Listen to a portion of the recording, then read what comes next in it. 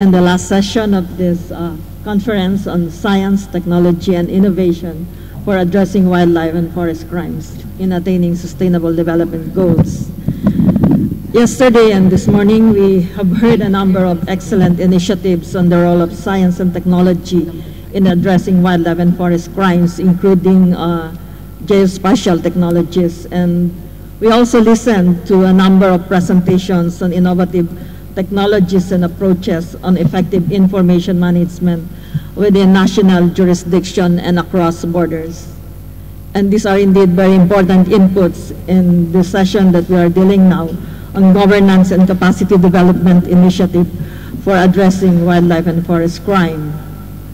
As we know, this issue is a complex matter and is interlinked with multiple factors, including economic, social, environmental, and cultural elements. And from the discussions yesterday, we have learned that wildlife trafficking has been valued at $23 billion per year, and species loss due to poaching and wildlife trafficking is one of the main drivers of biodiversity loss.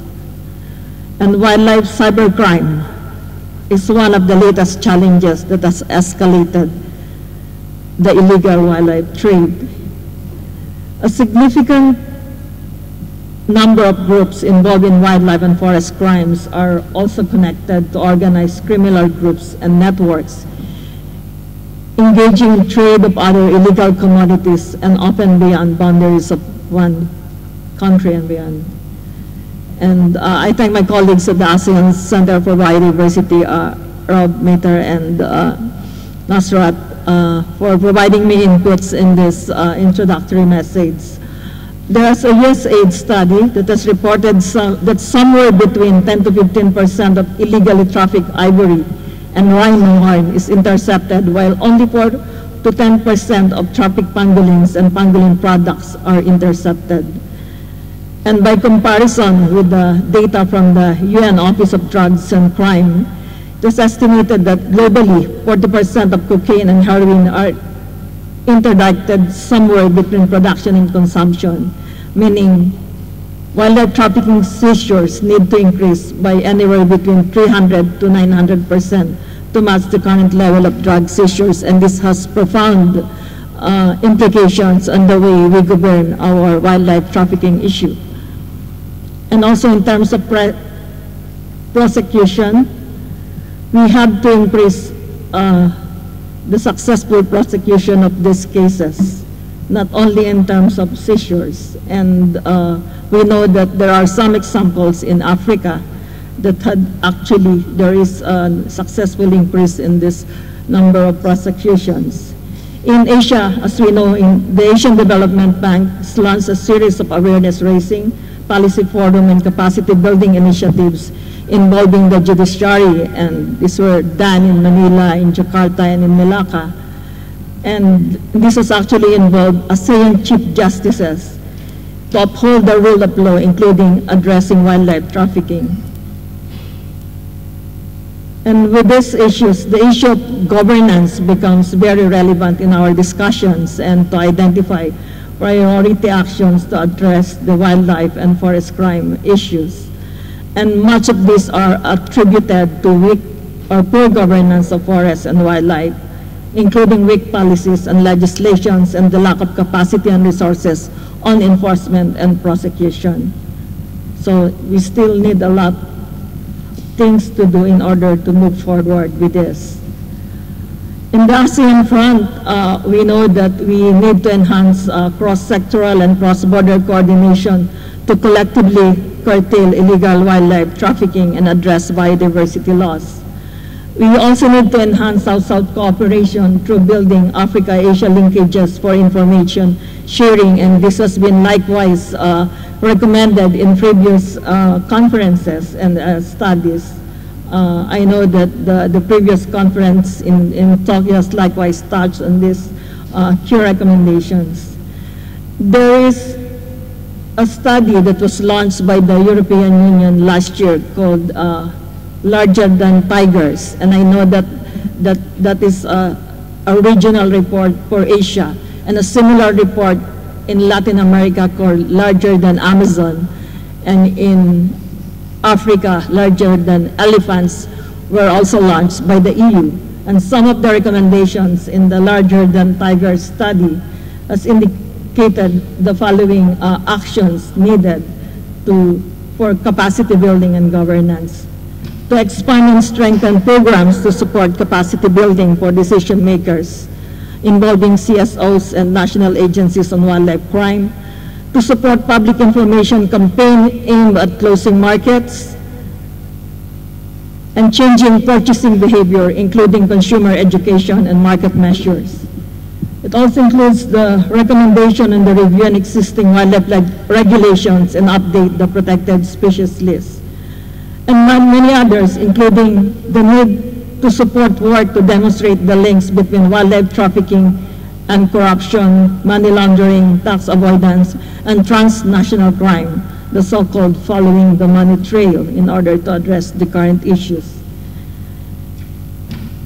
These are some of those recommendations, and in the long term, we need to promote campaigns to create and maintain political support for action against wildlife crime, including a robust monitoring system on the implementation of government commitments to action on wildlife crime. This conference, of course, has provided excellent examples of technological innovations and the latest scientific methods to track poached wildlife and illegal traders and cripple the illegal wildlife networks, and to make our life easier, as suggested by Mahesh, from these innovations in technologies rather than to make our lives more complicated in the advent of new technologies. So with this, we look forward to hearing from our distinguished experts in their presentation this afternoon. For now, I'd like to call my co-chair, Associate Professor Philip Brown of the Mahidol University to give his keynote presentation. Thank you.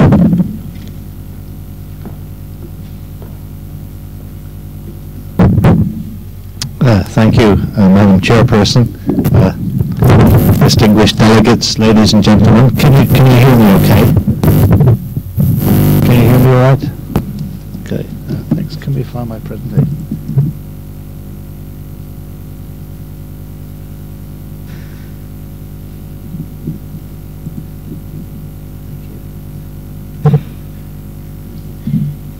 Thanks very much.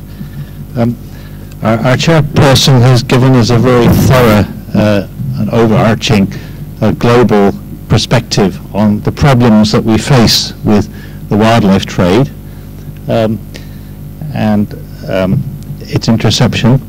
And I would like to offer a more parochial perspective from my over 30 years residence in Thailand. I feel gives me a certain overview of the situation nationally. And when we're talking about capacity development and engagement, we have to look nationally and locally as well as globally. And I will offer some observations specifically on the domestic wildlife trade and the domestic trade in native birds, which goes on at a significant level within most Asian countries, including this Asian country. And I have to say I've been very impressed by the leaps forward that Thailand, my adopted home, has made in the past 30 years in terms of protected areas, protected area management, and also in terms of suppression and interdiction of the global trade and the passage of wildlife through this country. We now see some impressive work being done at airports and other ports to intercept shipments of wildlife. But I feel that the overarching picture is that the domestic trade has not received the same amount of attention, and I think some focus on this is important in order to engage the wider public.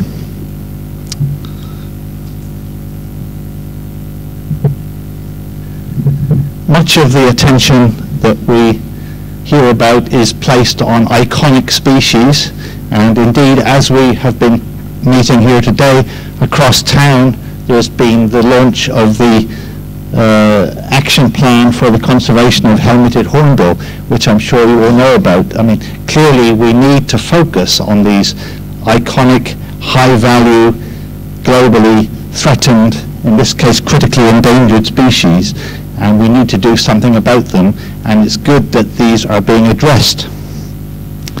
As I say, though, I would like to look more generally and locally about the level of domestic trade in wild birds.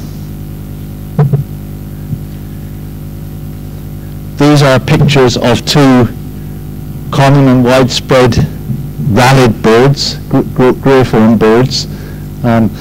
They're represented here on the campus by resident populations, but there are also migratory populations. Huge numbers of these birds are trapped every year by trappers operating in Thailand and surrounding Southeast Asian countries. There are migrant populations that come to us from China, and there's a huge drain on these populations by people who are out there catching them for food at night. And they're dazzling them, usually from boats. This photograph is a bit of a cheat because the only photograph I have of a trapper was actually taken not in Thailand but in the Philippines at Dalton Pass. But anyway, so this large volume trade goes on and on and on and is largely unacknowledged, and it's certainly impacting the populations of these species.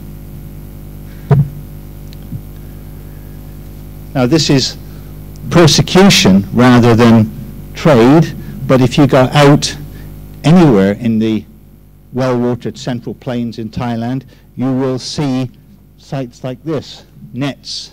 Wherever aquaculture is being practiced, you will find nets like this full of dead birds. Sometimes they're nets, sometimes they're monofilament nooses. They're put out deliberately to catch and kill birds that might predate fish. Inevitably, they also catch lots of other birds, including insectivorous birds. This, again, is a widespread problem. It is largely unacknowledged by government enforcement authorities because it takes place on private land. But almost all bird species in this country are protected in law. But this slaughter goes on and on and on. And when members of the public see these things, I think they become desensitized. They may know about the problems, and they may know that there are enforcement agencies working to do something about them, but when you're confronted with sites like this, day in, day out, you become desensitized, even cynical, I would say. Here I present a picture of what was an extremely common and abundant bird. This is red-whiskered bauble. It is an ecologically very tolerant species. It occurs in open habitats, well-watered grasslands. It should be hugely abundant. Indeed, it was hugely abundant when I first came to this country almost 40 years ago. But it is protected in law, of course, as indeed most birds are in Thailand. But it is trapped as a cage bird by large numbers of professional trappers who supply the cage bird trade for this species. Its population has declined by an estimated 95%. It's not a bird you can readily find. Most of the red-whiskered baubles that we see now are those around the outskirts of towns and cities where they've probably themselves escaped from cages or been released because they don't sing well. Even though this bird is protected, even though it is subjected to a 95% decline, there are quite outspoken and aggressive bodies, such as the members of various clubs who keep red-whiskered baubles, who are lobbying the government to withdraw protection from this species so they can trade in it more effectively. This is a bird that is easily caught in large numbers because it is a commonly roosting bird. So it becomes very easy to wipe out populations if you put nets in the right places. Let me show, this is a resident species. Let me show another species. This is a migrant species, many of you may have heard of, yellow-breasted bunting. It was once one of the commonest small birds in northern Asia. Its breeding range is something like 15 million square kilometers. It was said to occur at a density of 100 or more birds per square kilometer in the richest areas. Let me show you a picture of it.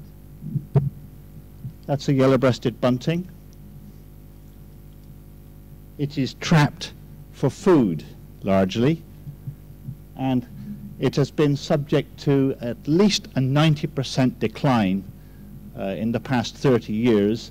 The date that's put on the start of the precipitous decline, I think, was 1987. It's said to have declined by 90% since that time, largely due to trapping for food in China. However, it has always been widely trapped for food in Thailand, Cambodia, and other Southeast Asian countries. It is still being trapped for food in Thailand and Cambodia and other Southeast Asian countries.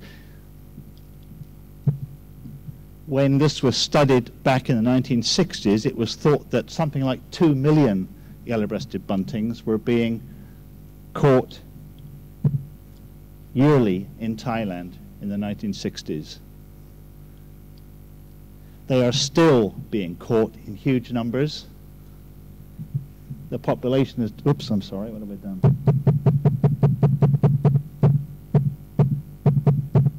Okay, sorry.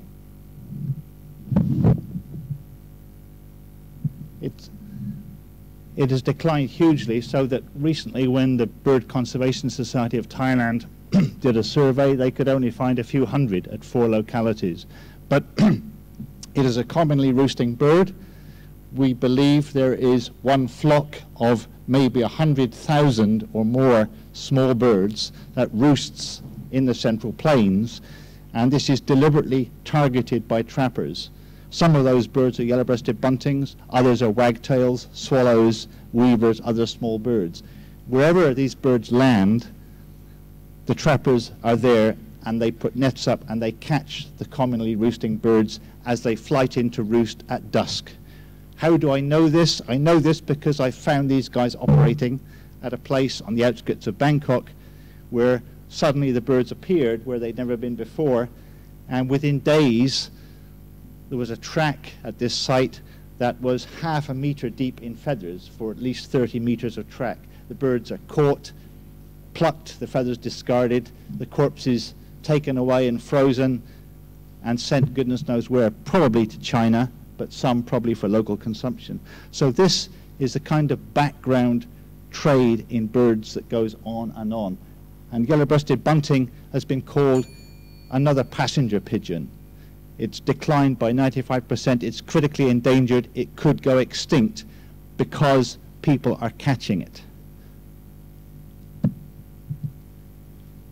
And indeed, you can go anywhere in Thailand, to any provincial capital, and see wild birds,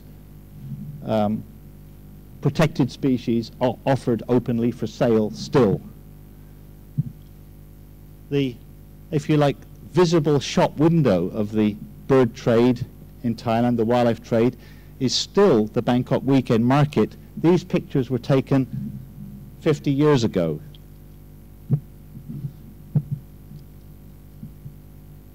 But we have done 3 surveys of the weekend market. One was done by McClure in the 1960s. This was his estimate for 2 years of the 350 species of birds, 300,000 individuals or bird days. Another 20 years further forward, the Bird Conservation Society of Thailand did a survey, a 1-year survey. Not quite as many individuals and birds, but pro rata for the amount of time. It's a shorter survey, not much different. And then around about year 2000, a 3-monthly survey was done, and the numbers of birds between this 1980s survey and the 2000 survey, again, not much different. One was, the 2000 survey was only 3 months. But what had happened in the meantime was that Thailand had passed domestic legislation in this time which extended protection much more fully. And yet, in spite of this, we could still find, without looking hard, 56 species of native protected birds openly offered for sale. Now, this is still going on at this market. These pictures were taken not by me, but they were taken by officers of traffic from Singapore who visited the Bangkok weekend market about 3 years ago. And here we see owls being openly offered for sale, black-shouldered kites and other raptorial birds openly offered for sale at a weekend market. This is a government-run market. Its location is only 5 or 6 kilometers distant from the headquarters of the Department of National Parks, Wildlife and Plants Conservation. So, you know, how difficult could it be to stop the trade at this one site? When traffic were there, they not only looked at native Thai birds, they also looked at exotic species, and they found overall, in one weekend, over 1,200 birds for sale, including 9 IUCN globally threatened species, including, I think it was 10 individuals of this yellow-crested cockatoo, which is critically endangered. So this was this was done as a sideline to a survey which actually was looking at turtles. There's a huge trade in protected turtle species as well, still going on. Now, why is this important, you might say? Well, if you close down this market, probably the sellers will go somewhere else, but they will continue. But if you are a Thai citizen, or if you're a visiting tourist, you cannot help but be desensitized and become cynical when you see things like this happening visibly. You know, this is the shop window of Bangkok. Much is sold at this market. All the tourists who visit Bangkok go there, and they see native birds and exotic species being sold openly. It doesn't create a good impression. It's not a good thing to, if you want to enlist public participation and public sympathy for wildlife protection, because it suggests to the visitors to the market that maybe this trade is, you know, the officials aren't doing anything about it. They're not paying attention, or what? I don't know. Of course, now online trade is a much bigger problem, probably, than the physical trade in market venues. And particularly, we now see a large trade in raptorial birds, eagles, hawks, and falcons. Somehow or other, Asian countries have got interested in falconry, picked up a bad habit from us Europeans, I don't know. But you know, these are advertisements, online advertisements for wildlife on Facebook, for birds of prey, alongside more traditionally traded species like parakeets and other small birds, and monkeys and all sorts of things. So, what can we do about this? I think it's about a year ago there was a meeting between or among NGOs in Bangkok and the Department of National Parks to try and address the problem of the online trade. And some of you I see in the audience were also represented in this picture here, attended that meeting. I'll come back to this in a few minutes. So at least there's recognition there's a problem and something needs to be done about it. When it comes to monitoring birds, Thailand has quite a good record. There's quite a lot of monitoring done. This shows, this is not a trade-related thing, but it shows populations of insectivorous birds that occur in paddies over a 20-year timeline, and it shows a decline in population, probably due to changing agricultural techniques. But there is a tradition, I think, here of doing some monitoring. But there doesn't seem to be much monitoring of trade. If anybody's doing any monitoring of trade, if any government officials are monitoring trade, they're not sharing their findings with the public.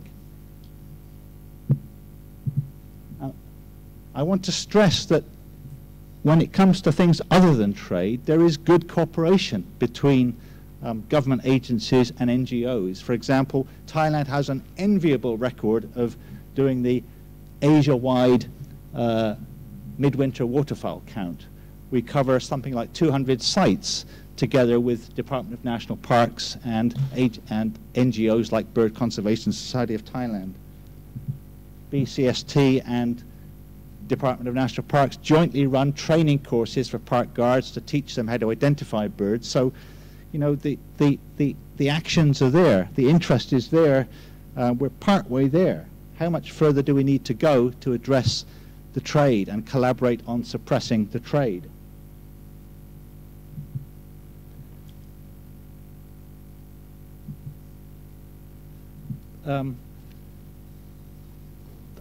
DNP, the Department of National Parks, needs, I think, to make it easier for the members of the general public to relate to what is going on with the trade. They need to make it easier for members of the public to report their findings. We need not to be cynical. We need the public to be engaged. And I think, generally speaking, there is good awareness in this country, and there's increasing awareness in some other Southeast Asian countries as well.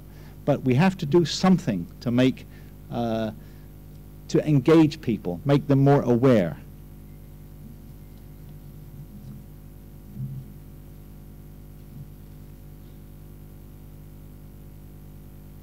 So I've sort of run out of gas now, I think.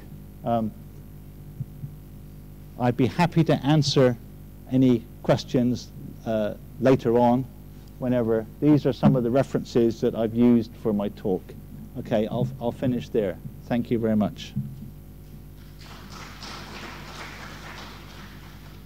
Thank you very much, Professor Brown, for this very vivid examples of bird trading in Thailand. But it's also a vivid example and a good example of what actions we can take involving the communities, the civil society, through the initiative of the Department of National Parks in Thailand. And with that, we would like to thank you, our professor, and we would like to move on with the next presenter. We would like to call on Ms. Shuya Huang from the China Biodiversity Conservation and Green Development Foundation in China to present to make her presentation on pangolin laundry in China. Ms. Huang.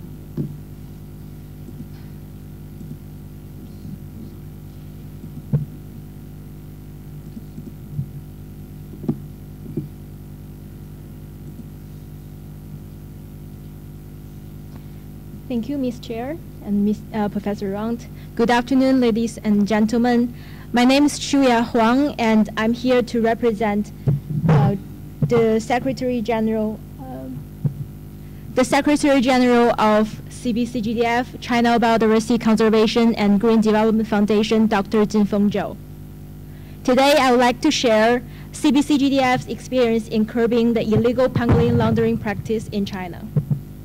First off, I would like to briefly introduce CBCGDF. CBCGDF is an independent non-governmental organization dedicated to environmental protection and biodiversity conservation.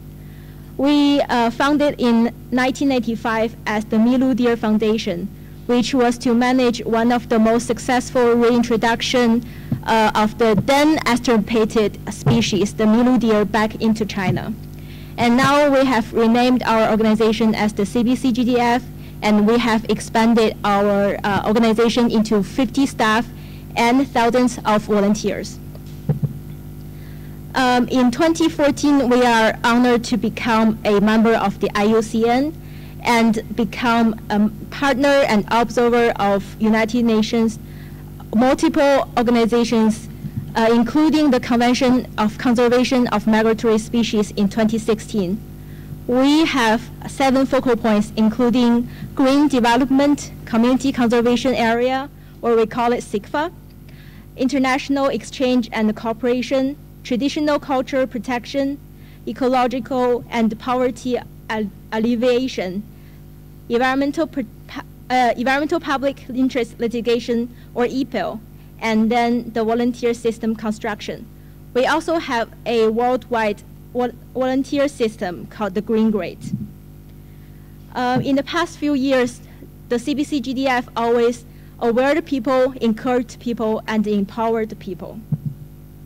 As one of our great good friends, Dr. Jin Goodall, has written to Dr. Zhou, together we can make this a better world for our life.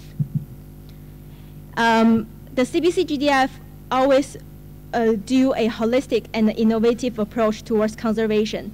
And here you can see some of the keywords of our work. Now I would like to focus more on the pangolins. They are the world's most trafficked mammals. There are 8 subspecies of the pangolin, 4 Asian species and 4 African species. In China, the native pangolins are the Chinese pangolin and the Sonda pangolin, and both of them are critically endangered in the Iucn Red List. All 8 pangolin subspecies are now listed in the CITES Appendix 1, which would essentially ban international trade in pangolins and their parts and their derivatives. Unfortunately, this is not what the pangolins are now in reality. But what are pangolins hunted for? From our research, we now realize that they are either hunted for their scales for traditional Chinese medicine or their meat for food. In the past 2 years, in 2017 and 2018, a large amount of pangolin scales are confiscated by Asian and African customs. And we can see from this slide, the amount is huge. And we can do the math here. One adult pangolin has about 0.4 kilograms scales on average. And just based on the few data we have here, we can count that in total, now is tens of thousands of pangolin individuals died because of this, directly or indirectly. In February 2017, our volunteer has found via a Chinese social media, we call it Weibo, that a Guangxi governmental official has hosted a pangolin banquet in order to welcome some business investors from Hong Kong. Subsequently, we also found that a young woman was posting her eating pangolins on social media, and now she is under arrest and under investigation. We are very concerned and we are very sad about this situation. So in 2017, we call it, this is the year of a turning point of pangolins. Even though we have a very tight budget and enormous danger, our volunteer went into the black market and investigated. Even though nearly any form of the pangolin trade is illegal, eventually she was able to find pangolin sellers. And in the meantime, there is a TV program broadcasting that to use pangolin as a main ingredient, as the recipe, claiming that it will be benefit for your health. For now, CBC-GDF, in order to conserve this endangered species, has established 3 community conservation areas on pangolins all over China. And you can see our flag, one of our SIGFA flags are over there. Now we have accumulated 1 year of experience in conserving this endangered species. Fast forward to 2018. This year, we are counting pangolins. In order to count pangolins, we are doing 5 aspects of the work. The first one is to take inventory of pangolins confiscated by the custom. The second one is to count pangolin products sold by stores and online. The third one is to count the number of pangolins received by the wildlife rescue centers, pangolin farms, and research institutions. The fourth is to make an inventory of the pangolin in the field of traditional Chinese medicine. And last but not least, to demand the custom confiscated pangolin scales to be burned into fire. Through our research and study on the pangolins, we now found a very bizarre and suspectable chain. As you may recall that I just said, nearly all trade of pangolin are illegal. Why I say that is because there is a small part of the pangolin trade is legal in China. So the Chinese medicine, they allow a huge stock of the pangolin scales to be used for the Chinese medicine, and that part in China is legal. And now we found out that the confiscated pangolins from the customs, they send it to the wildlife rescue centers, and then they send them to the pangolin farms. But we don't know, and we have no data to support or prove what the pangolin scales or the living pangolins are going to from there. Are they doing pangolin laundry? Are they transforming the illegal part of the pangolin scales to the legal batch? Are they making it legalized? Are they sending it to the restaurant to make more profit? And that's what we want to know this year. From March to September in 2015, the Guangxi Wildlife Rescue Station has transported 42 pangolins to a pangolin farm and a steel company. Why a steel company? We don't know. We are trying to find answers, but they are not giving us any feedbacks.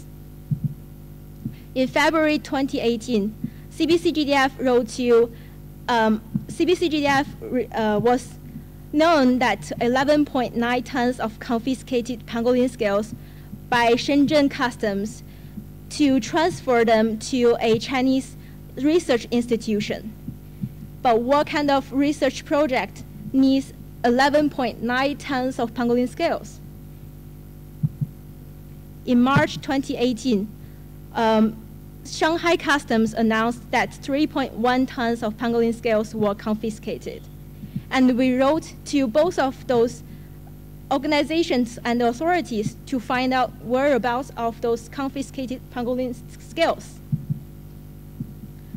Not only we write to those authorities, we also carry on a awareness program to elementary school students, high school students, and middle school students. In the pictures, you can see our Secretary General, Dr. Zhou, went to one of the elementary school in Beijing and gave a hugely successful lesson. In August 2017, we found out that 33 living pangolins were confiscated and sent to Guangxi Forestry Department. We offered veterinarian help but got refused. In September, we applied to the GFD for information disclosure for its pangolin data for the past 5 years. And once again, the GFD dismissed our request. The GFD has clearly violated China's governmental information disclosure regulation. Later, we found out that our pangolins were dead. Therefore, in February 2018, the CBCGDF brought up an administrative lawsuit against the GFD. And in April, it was accepted by the court. In June, CBCGDF also organized a law experts workshop discussing the lawsuit. Also in June, one of the representatives from CBCGDF attended the Africa-China Wildlife Conservation Conference that was held in Johannesburg, South Africa. This meeting was to target on putting different measures in place against wildlife trade, illegal wildlife trade. In July 2018, CBCGDF partnered with the Global Biodiversity Information Facility, or GBIF, one of the largest biodiversity data share platform. And with that partnership, we contributed not only the Chinese pangolin records, but also many recent endangered species records found in China. And now we can see from the right side that one of the mainstream Chinese media was praising on our effort. In July, we were shocked to find out that some of the textbooks describe pangolins as the traditional Chinese medicine. Shortly after, we asked a lawyer to sign our official request to the publishing house, asking them to correct and remove the wrong contents immediately. Here's an article by a Chinese mainstream media saying that CBCGDF's work on removing pangolin from the textbooks as a traditional Chinese medicine ingredient. In August, we wasn't very pleased by the Guangxi Forestry Department's reply, so we applied to the higher level Wildlife Management Authority, China's National Forestry and Grassland Administration, for a claim. And then they urged the GFD to reply our information disclosure request again. In August, we also found from an international resource that an article says the pangolin poachers in South Africa were able to release on bail. We were shocked that an estimated value of $27,000 US of pangolin were found, but only $170 US bail will suffice for the release. We believe that if we don't do anything to conserve these critically endangered and the most trafficked pangolins, they will be definitely disappearing in the next 5 to 10 years. Chinese government has been listed the Chinese pangolins as the Class 2 national protected animal for decades, but they are now almost nowhere to be found in the wild. Which link is the weakest? How do we do to improve this situation and save the ecologically valuable species? That's something we need to think about. There is still a long way to go in terms of the conserving those animals, but time is very, very precious now, so we need to hurry.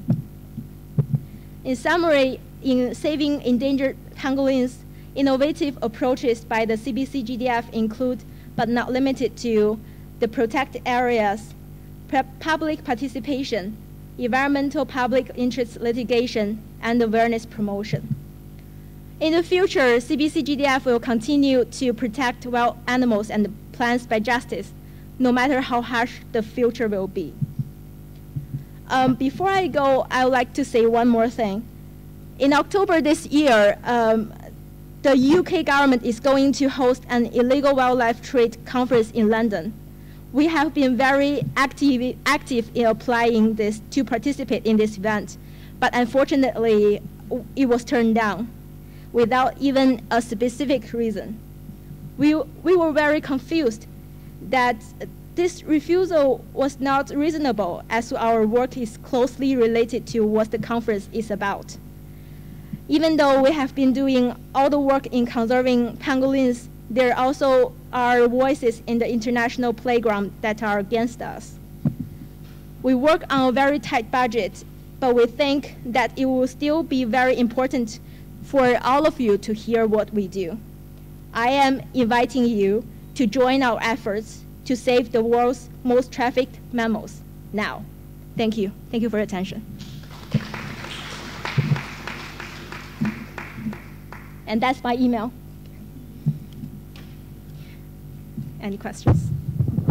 Thank you very much, Ms. Chua Wang, for this very moving presentation. And indeed, it goes to show that with the examples that you have presented and the need for information campaign and promotion, we should be able to change consumption behavior and the use of media to actually negatively or positively impact on our consumption patterns. And as they always say, if you stop the buying, then you stop the killing. Thank you very much. Thank you. We would like to entertain some questions from the floor now before we move on to the next presentation. Yes, please.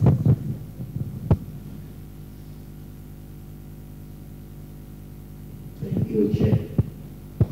Yeah, I'm going tracking Europe, tracking program, especially in Congress.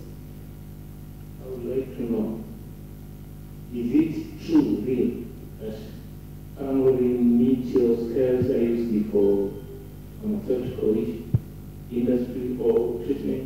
And what chemicals are found within this panhandling? Because here we are technologists that think we will be there to know, or it's just a belief that you heal some diseases, or they are really use the pharmaceutical for treatment of certain diseases. Thank you. Thank you for your question. For your question, I would like to say that it has been hugely debated within China on what medicinal use of the Panhandling scales would do in terms of humans' health. I can only speak of myself and our organization that we don't believe that it is beneficial for the people's health, or it doesn't have a significant beneficial effect on people's health. But I can speak on the traditional Chinese medicine community or their opinions. Is that answering your question? Thank you. Thank you again, Madam Huang. And we will now move on if there are no other questions. Okay, please, sir. Thank you for the presentation. Basically, not only for the pangolin, whether pangolin is used, whether it kills pigments or not, we don't know. In our country, I don't know, in many of the countries, in countries like Bangladesh, gecko has been smuggled. And people believe that if you take the sap of gecko, then cancer will be cured. Yeah. And people say if 250 grams of gecko is sold, then crores of takas may be obtained. But I didn't find any gecko smuggler or gecko transporter. They didn't get anywhere. So there is a believing is the main thing. On the other hand, the question for you is like that, you have pangolins, we have also pangolins, but do you have any estimation now how many pangolins are there right now in China? And what are the methods did you use for estimation? Before answering your question, I would like to add that we are doing a lot of outreach work to promote that eating pangolin is wrong and is harmful for our environment. And by removing the textbooks about the pangolin as the traditional medicine ingredient shows our efforts and our decision on stopping the Chinese consumption of the pangolin. And as for your question, we are having very limited data on the Chinese pangolin in the wild within the Chinese political range right now, mostly because they are very endangered and they don't tend to show up when people are around. So it is very difficult for us to find them. But very fortunately that our volunteer was able to find a Chinese pangolin last month. So that's why we are able to upload our current recent records to the GBIF, and in order to contribute on the global data sharing on the Chinese pangolins. So even though it is very small in population, we assume, but we are not too, we are also optimistic about its population. Now we are improving and bettering our conservation on this species. You have identified the habitats of pangolin, but may I request you not to share this information in any of the websites or any other area, because the poachers are always eager to find out the deepest location, and they go there and they grab those. So this is my request. Yes, that's a very, very good suggestion. We will take care of it. Thank you. Thank you very much, Ms. Wang. Okay. We would like now to move on to the next presentation. We would like to call on Mr. Masatoshi Kamei from Remote Sensing Technology Center of Japan, or RESTEC, to give us his presentation on capacity building of remote sensing. Please, thank you.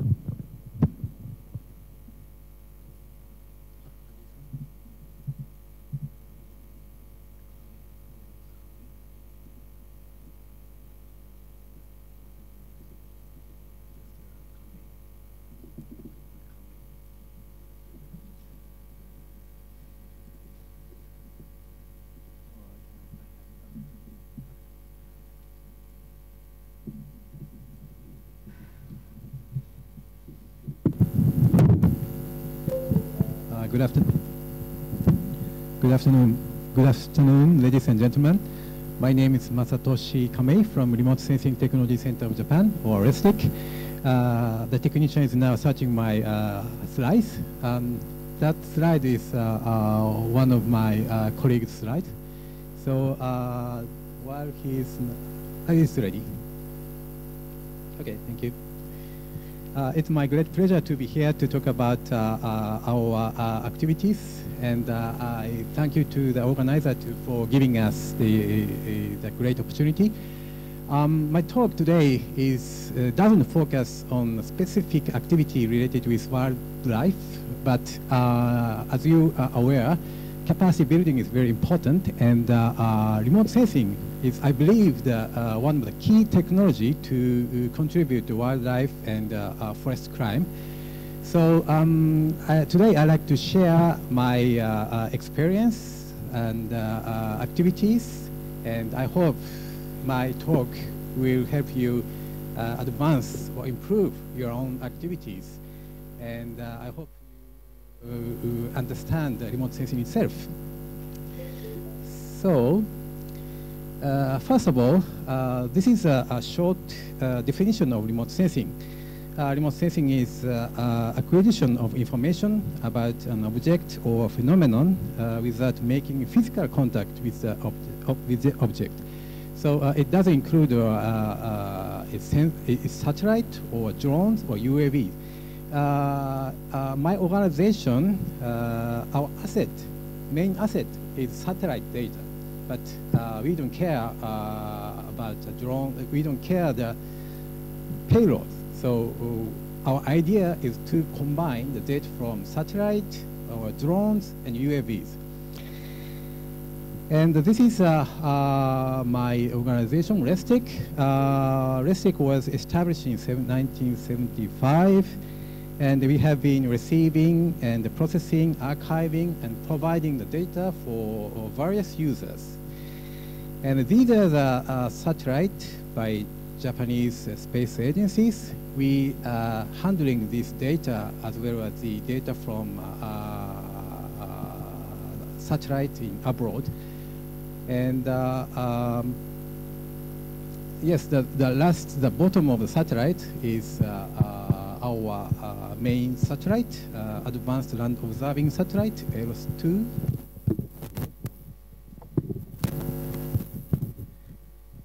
So we have been providing this data and product for various users, including the area of wildlife and forest crime users. And these are the 5 core activities of RESTEC. We are doing Earth observation mainly, and research and development. And one of the main activities is capacity building. So today, my talk will focus on capacity building. And this slide shows a number of trainees who joined our training so far. So more than 6,000 trainees have joined our training. They are from all over the world, as you see. Of course, our main trainees are from Japan, but we cover a very wide area of the world. So I'd like to share some experience, some example of our training program. We will meet a variety of requirements from users. Of course, there are many kinds of users, and their expertise and their technologies are very different. And we organize a training program based on the requirement of users. Some of users are interested in basic remote sensing or GIS, and some of them they have interest in radar data, and maybe some of them have a vision to have their own satellite.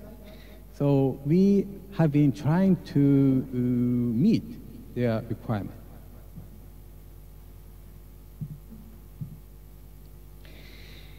I will give you 3 examples of the past training program. The first one is our experience in DR Congo or Africa. They just established their National Remote Sensing Center in Kinshasa in Congo, and they have a vision to construct their own receiving station. But as a first step, we are supporting them in operating to start up their National Remote Sensing Center. And we support them in to hold a seminar before, both in Kinshasa and Tokyo, inviting not only DRC, but also the other neighboring countries. And now, I was in Kinshasa last week to support them in defining their needs, because they have a very variety of needs, issues, which can be solved by remote sensing. One of them is forest monitoring. They have a very large area of forestry. They have Congo Basin. And of course, they have the other issues, problems. So I supported them in defining their issues. And now we are proposing a further project asking JICA, Japan International Cooperation Agency, for some budget. Because we, RESTEC, we have expertise on remote sensing, but we are not donor agencies. So always we have a collaboration with donor agencies. The next case is our experience in South Africa. As you might know, they have their own national space agency, so they have expertise on remote sensing, but they do have interest in our radar technology. So they have asked us to transfer our technology focusing on radar satellite. And they have interest in maritime affairs, agriculture, and sinkholes after mining. So we organized the training programs focusing on these application fields. We had a 3-year project and organized 10 training programs, both in South Africa and Japan. This photo is one of the demonstration activity using UAV. As I mentioned, we are trying to combine the data from satellite, UAV, and drones. So during the training program, we do the demonstration by using this UAV. And the last case is our experience in Turkey. Their requirement is also the radar sensor, and more like a sensor itself and data processing. So it's some kind of upstream requirement. And they also looking for the opportunities for collaboration with Japanese private companies. So we organized training, and also we arranged a meeting with private sectors. So this photo is a dinner meeting with private sector, and because we have a good relationship with private company, so we did this kind of arrangement. So our capacity building program will can be used for addressing wildlife and forest crimes. So today I like to share the experience in Brazil.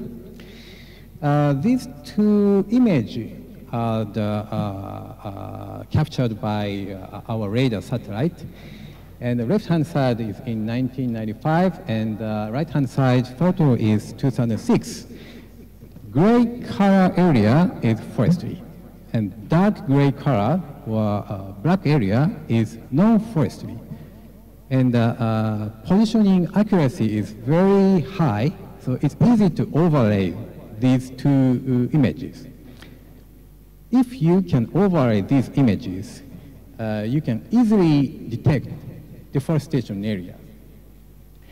So overlaying these images, detecting the deforestation area, and we can make polygons, which is where there is a deforestation. So at this time, we had a collaboration with Federal Police Department in Brazil and Environmental Agency in Brazil. So after we detected this polygon, we delivered this information for Federal Police Department. Then after they received the information, they have helicopters or planes. So after they received information, they will go to the place where the deforestation is occurred, and they stopped illegal logging. So this is a result based on our project, the speed of deforestation. The main reason of that is illegal logging was slowed down by using our technology. And this technology, this algorithm, now we use for early warning system. JAXA, Japanese Space Agency, and the Japan International Cooperation Agency, JICA, they have developed JJ-FAST, which is JICA-JAXA Forest Early Warning System in the tropics. So this system is providing the data covering 77 countries. And we use the AROS-2 satellite to catch information every 1.5 months. And this website can provide this information free of charge. So maybe you can access this website, and I believe this information can slow down the speed of deforestation or stop the illegal logging. So this is my last slide, conclusions. We provide a variety of training programs related to remote sensing, and of course, including the application areas of wildlife monitoring or forest crime monitoring. And we try to support users until they obtain the capacity to use satellite data or product or information by themselves. This is very important. And we always explore opportunities for collaboration with new partners and new technologies to provide the best solutions for users. This is one of the reasons I'm here. I'm exploring the more opportunities for collaboration. And this is my email address. I am very happy to answer your inquiries and have a discussion for further project. Thank you for your attention.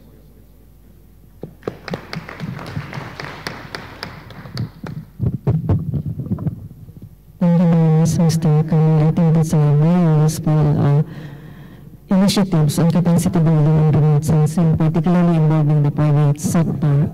At this point, we would like to invite some questions from the floor. If none, then we thank you again, Mr. Hami, and we proceed to the next presenter.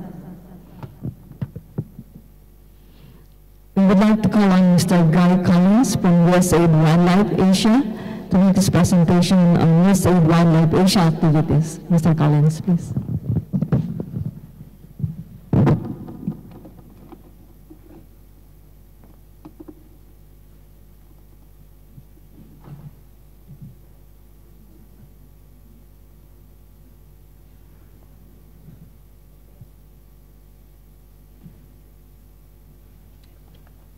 Good afternoon. The history of mankind in terms of how he treats his environment, how he treats wildlife, is not a pretty history at all. In fact, you don't have to go back very far in history to see incidences in which governments, organizations have ruined what they have. You look at what Saddam Hussein did with marshes in southern Iraq.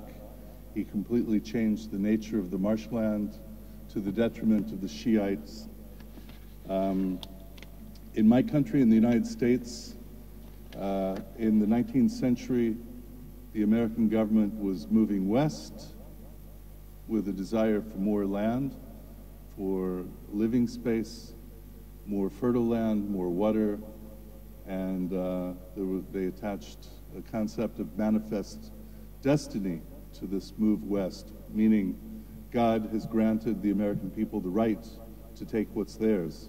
Everything on the continent belonged to the American people, to the detriment of the native peoples that were living in what is now the United States and Canada and Mexico for thousands of years before. Our seventh president, Andrew Jackson, in fact, was probably the author of one of the first genocides against the American Indians by relocating what were called the civilized tribes, the Choctaw, the Cherokee, the Seminole, from eastern parts of the United States to the Midwest, currently Oklahoma. The United States government prepared an idea that what they would do in order to get rid of the Plains Indians was they would eliminate their source of well-being, their source of food, their source of housing, source of warmth, and that was the bison, also called the American buffalo. The American buffalo stands about 2.5 meters tall. They weigh about 1,000 kilos for a full-grown male. They have shaggy hair. And the Plains Indians used the buffalo for teepees. They ate the meat. They used the fat for medicine. They used the bones for tools. In short, the buffalo provided everything. And the Plains Indians respected the buffalo, and when the buffalo were killed, they would say a prayer to the spirit of the buffalo, and they considered the buffalo to be a brother. One of the first instruments of mass destruction created back in the 1800s was the repeater rifle. The repeater rifle changed what was the single shot into the multiple shot rifle, and there were incidences where trains were traveling across the Midwest, and men would sit in the train drinking and smoking and eating, and they would fire the repeater rifle out the window, and they would kill the buffalo. And there are pictures of hundreds, thousands of buffalo piled on top of each other, rotting in the sun in the plains. As a result of that, over the course of about 15 or 20 years, approximately 50 million buffalo were slaughtered and left to rot on the plains. And the effect also was what the U.S. Army could not do, that is, they could not defeat the American Indians in battle. They starved them to death. and the American Indians were forced to go into reservations, and you'll currently find them there even today. So, having said that, this project, which is funded by the United States government, we're grateful to USAID for the funding. This is a regional project. You have it here? Okay. This is a regional project that started 2 years ago. We have 3 years left. And what I'll do is break this up. I'll go shortly through the project and then turn it over to my colleague, Pete, who will talk about some of the technological aspects. We are made up of RTI as a prime contractor for USAID. We have some subcontractors that have been active in South Asia for some years, including Freeland and FHI 380. We're based in Bangkok, but we are active in other countries. We're primarily focused on 4 target species: the elephant, the rhino, the tiger, and the pangolin. And we're active in Southeast Asia, including China. The work of the project comprises a couple of aspects. One is law enforcement, so we're trying to build the capacity of the law enforcement authorities through Southeast Asia and China. We're also involved in tightening legislation, ensuring that the legislation is regionally consistent.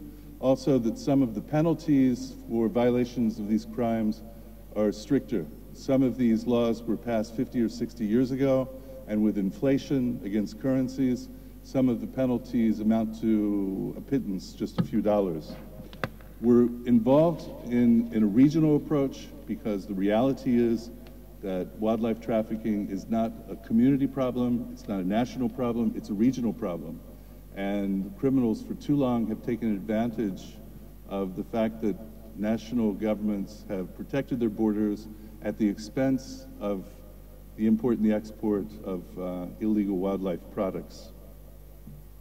Another aspect of the project that I find particularly interesting is the social and behavior change communication. The concept is that while we will focus on capacity building of law enforcement, tightening up legislation, and regional cooperation, what's extremely important is that the consumers of these wildlife products become primarily the focus of our efforts. If you take away the consumers, the traffickers, the poachers will lose their market and they'll go away. And if you think about it, over the course of the past 30 or 40 years, there have been various campaigns by various governments to change the behavior of populations. When I was growing up in the United States, it was very common to see garbage in the ditches. People would throw rubbish from the windows of the cars. Now, nobody does that because they started a civics program in schools. I remember my brother and I sitting in the back seat of our car, criticized my father for throwing his packet of cigarettes out the car window. So these small things build into much bigger things. Another example is the anti-smoking campaign. 30 years ago in the West, the majority of people smoked. Now if you go through Europe, Australia, Canada, the United States, smoking is down to 10 to 15%. And it's primarily because governments and communities have gotten behind the idea to change the behavior of the consumers. The project is focused primarily on these countries. We just launched, as I said earlier, a campaign in Vietnam called Chi, which is focused on getting the Vietnamese, which is a consumer country along with China, to recognize that consuming pangolin scales, eating pangolin meat, wearing tiger claws, that this is false. There's absolutely no medicinal value to consuming pangolin. The question came up earlier about what's the perceived benefit. We've done surveys in China and in Vietnam. Primarily, the consumers of these products are richer. They're usually well educated, both men and women. Men tend to purchase for themselves. Women tend to purchase for members of the family. People think, for instance, that the pangolin scales will cure a hangover. Pangolin scales, what they do is they grind it up, the powder from the pangolin scale. It also helps women that are lactating, so they're breastfeeding. Tiger meat is consumed, but mostly tiger parts are worn as an amulet with some type of spiritual or religious power. So we're looking for the communities to spread the word, and we're doing that through various means, including technological means. We've developed some applications, and we think that there's still scope for a lot of improvement in the area of technology. So with that, I'll turn it over to my colleague, Pete, who will talk about technology. Thank you. Hi. In the past 1.5 years, so we have tried some of the technology and innovation. Some work, but some fail. So these are some of the highlights that works. Okay. So last year we launched a campaign. It's called I Re Free. So it's a pledge. It's an online pledge campaign, which we ask celebrity like religion leader, pop star to pledge online and share. So then we have around 15,000 posts online pledge. Okay. So the second one we launched this year, it has just been launched for about like one or two months. It's called Digital Deterrent Campaign. This is to capture the search word on Google. So if someone search for, like, they want to buy a cheap ivory, right? So we put a banner to warn them, which is this is not good, or else that we know that you are looking for something bad, and then we are going to meet you, things just like that. Okay, so the third one that we developed an app to identify pangolin species. Okay, the app is available both on the iOS and Android. Okay, this is to help the law enforcement officer to identify what species that the seizure is. Just like here in Thailand, there are just only 2 species of pangolin that are illegal. So if the law enforcement officer has some tools to help them to figure out that this is fell in that two species, and then they will make the rates. That would be good.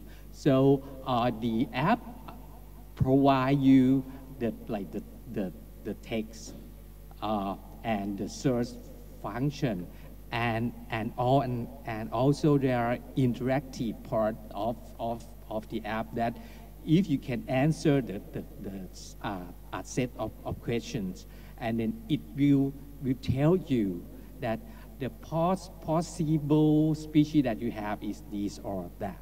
Okay, and we have launched it's called Seek app. This is an app for special investigator group. It's used for training. At first, we thought that we use it just for training, but we have added the chat function to it, and then it helped us to build up the network of the officer. We have we are thinking about make it more secure by using blockchain to the chat function. And this year we are going to build in the e-learning part of it. Okay, so what should we do next? The first one is to enhance the SIG app. Okay, just like I said that we will add the learning part to enable the learner, the participants to revisit the content. Okay, and then we will put on secure file sharing to share confidential documents. And we will do the digital dashboard for that will collect the data from routine information system, some research study, and put it together and display in a user-friendly dashboard. Okay, and we are trying to introduce the app, which is decentralized app. I think that most of you have heard of the term blockchain. Just like we have discussed it earlier, that we have some issue for data sharing, the trust of differences agency. So the blockchain will solve that by make it more secure and promote data sharing. The example of the application that we can use the blockchain is like a lot of registration system, domestic elephant, captive tiger, things just like that. So this is what we are going to do next. And my part is done, so do you want to wrap it up? Okay, thank you.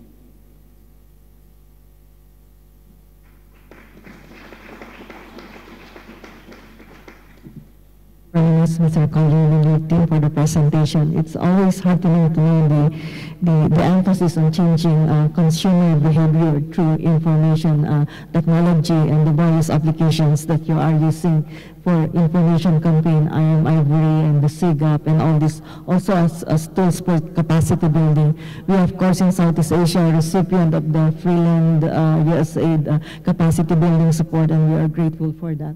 Thank you very much for your presentation, and we would like to entertain a few questions from the floor if you have any. None, we thank again your team for your presentation. We're running out of time. We are now moving to the next presenter, Professor Alice Hughes from the Chinese Academy of Sciences, to make her presentation on translating conservation science into implementable policy and practice. Professor Alice, please.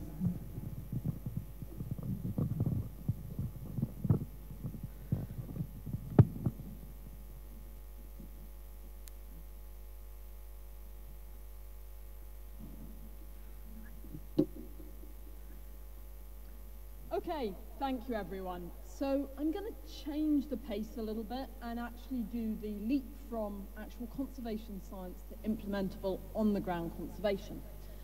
So the basis for this is the fact that with every global target, every piece of management, etc., we're relying on what's meant to be solid evidence, solid empirical data to inform that data. But how solid is that data really? What do we know, and how are we building these global targets for conservation? So, as a scientist, I would say policy without science is dangerous, especially when it comes to global conservation. But for manageable and practicable outcomes from that conservation, we need good information. And do we really understand those fundamental basics that are being used to build these global targets? So let's start with something basic we all use. Everyone's heard of the Iucn Red List. Now, to red list a species, you currently have to define its spatial range. One of the bits of analysis I do is on Southeast Asian bats. And I can tell you for a fact that we do not know the boundaries of any single species. And yet, for every single species, they've been mapped out. And unfortunately, the result of that is that for literally hundreds of species, every single one of their range boundaries is on a political border. And if we map that out to all species globally, for all mammals and amphibians, on average, 87% of species range boundaries, according to the Iucn, falls on a political boundary. If you want to see what it looks like, here is a species. This is Deforestation theobaldi. You can see here my province, Yunnan province in China, part of mainland Southeast Asia, and then random parts of the rest of the region. There is no species on Earth that could have that as a range. For one thing, if a species had such a huge gap between parts of its range, there would be no gene flow and it wouldn't be a species. For another thing, up here in Yunnan is Himalayan. That is under ice much of the year. Whereas my part of Yunnan down here is tropical. Again, the only species that could have that as a range and that degree of tolerance is a human, a rat, and a sparrow. So there is no way we can use this as a basis for building conservation targets. If you were to look at just the range boundaries and do a heat map with the Iucn range data for these species, you get that. If you X-ray it, let's zoom into Xishuangbanna, this is where I live, you get that. So that's looking at the number of species range boundaries that overlap. If you do a heat map, it comes out like this. So this is Xishuangbanna, this is the Chinese border here, this is where I live. The difference between those two areas is approximately 60 species within the bats. This is also taking into account the fact that for many of these species, they're not actually classified and many of them aren't in this database.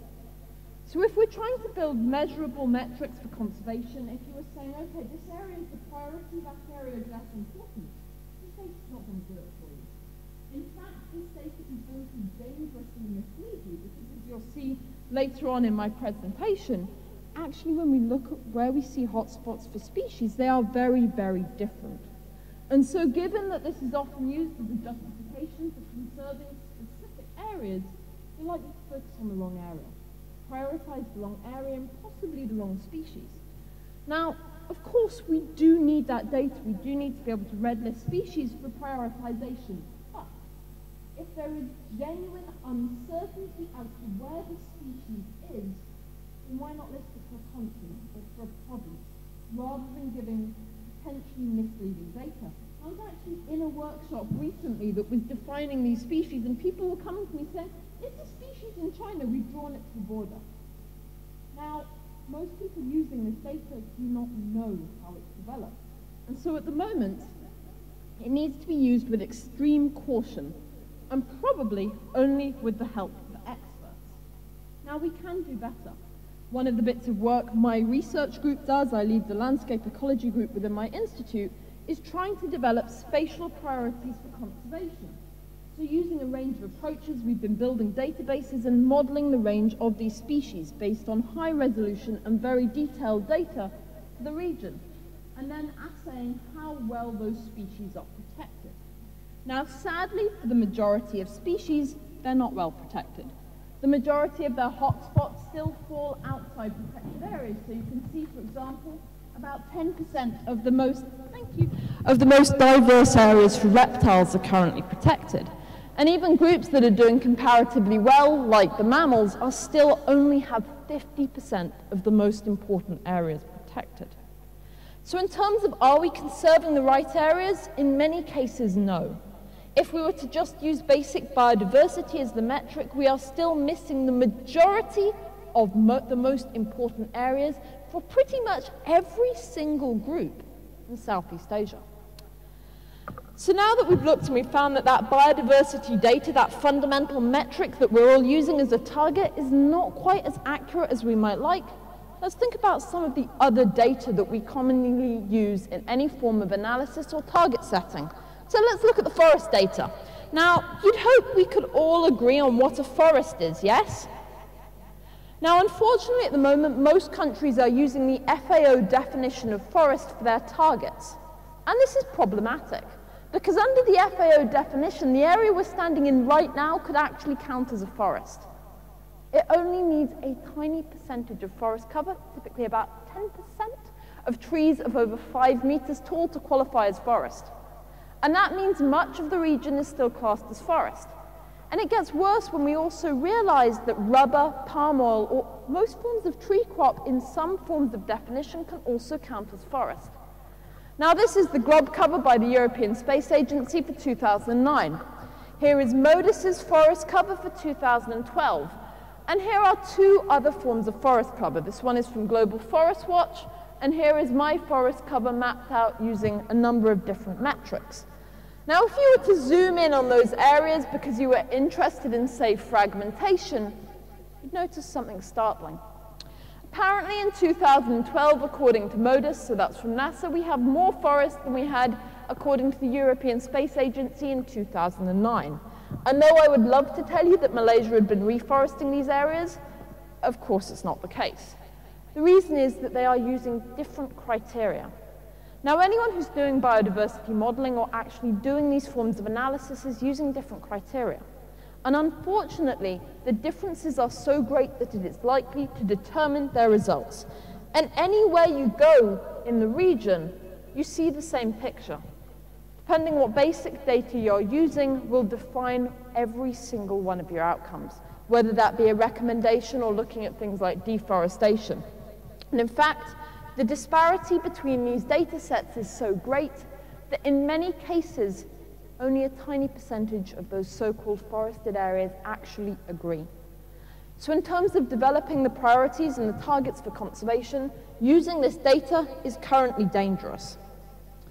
Now, if we were to look at how they're defined, we find that not only do these actually misclassify a huge area of plantation as forest, but even using much higher thresholds of density than those commonly used by things like the FAO, we still classify more and more plantation as forest.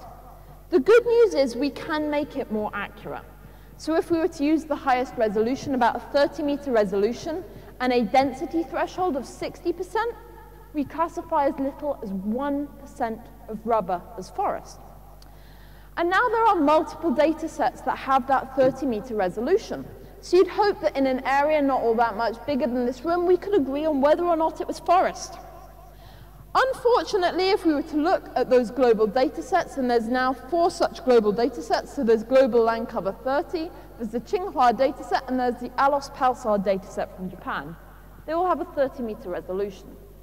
Unfortunately, if you utilize these data sets, you'll find that whereas some of them define about 60% of the region as forest, these 2 over here are the ones that I and my group use based on those higher thresholds, a density of 40% density and a threshold of 60% density, and they define the region as having about a 23% forest cover.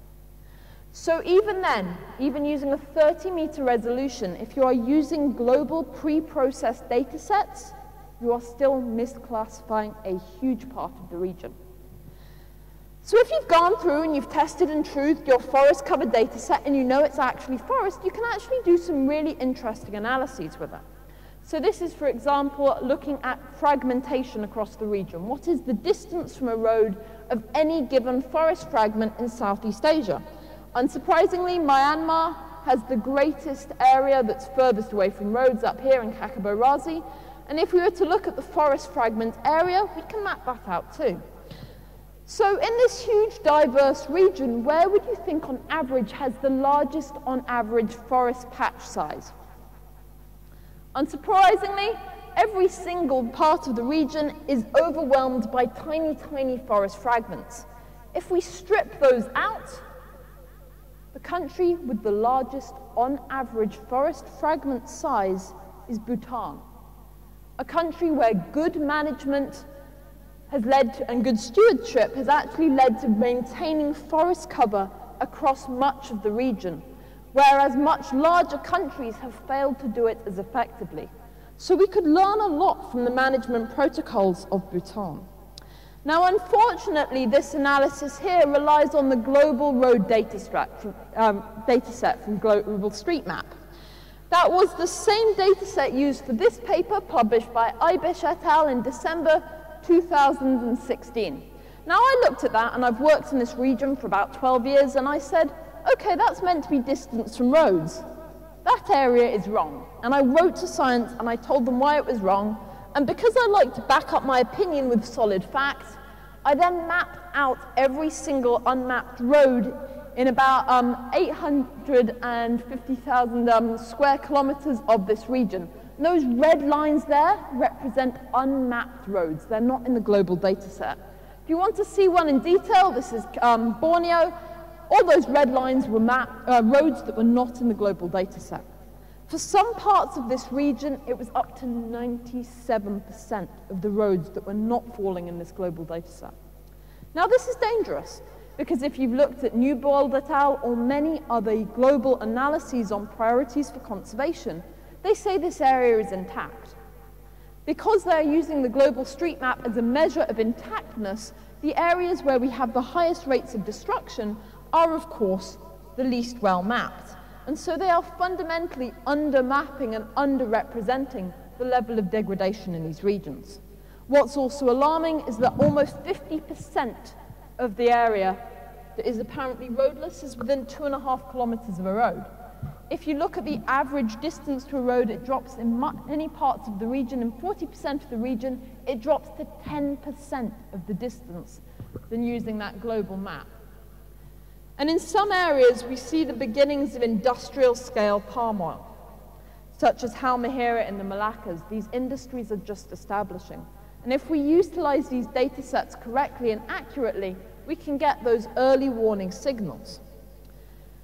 Now, we hear a lot about deforestation and illegal deforestation. These are some of the legal commissions in Kalimantan. These are areas that are not just likely to be deforested, but almost condemned to deforestation. Because if a business does not deforest them within 2 years of gaining a lease, then that lease is taken away and resold.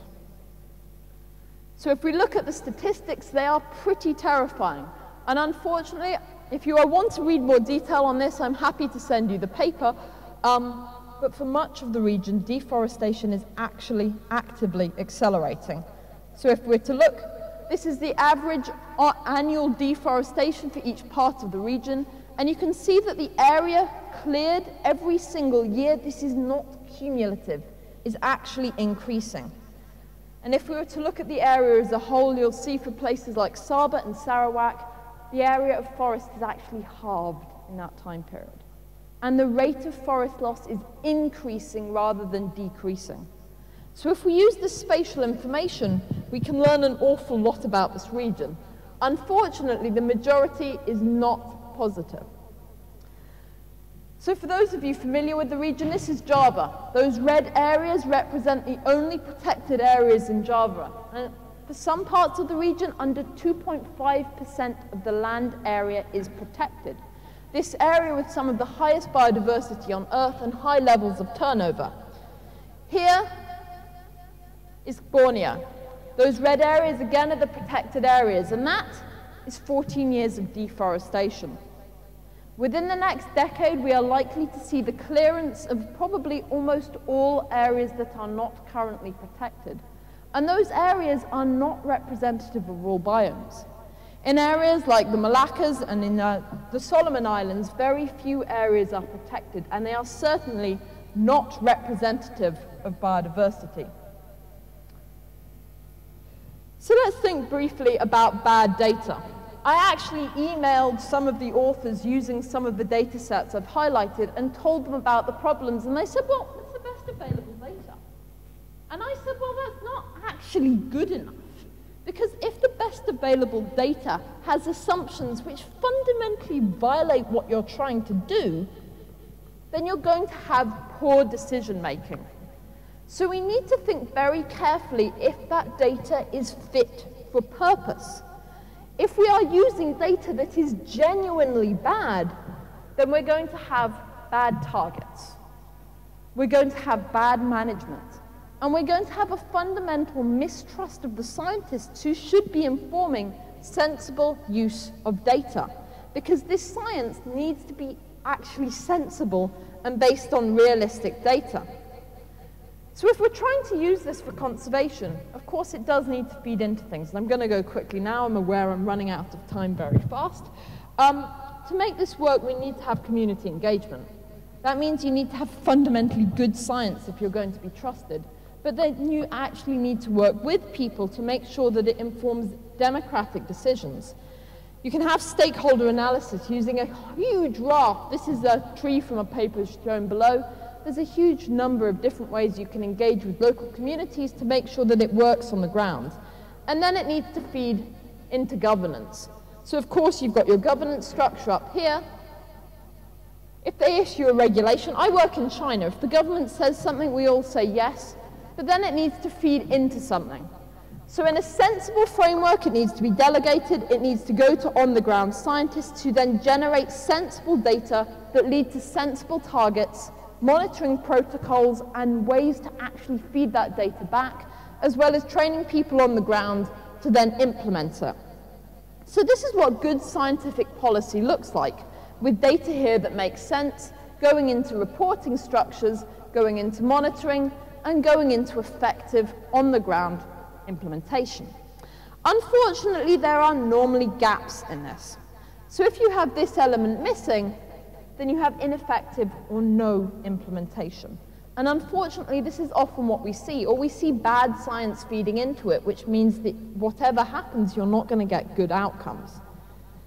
So we need to have sensible targeting to inform effective decision-making and actually make manageable metrics which feed into things like the Aichi targets or the SDGs.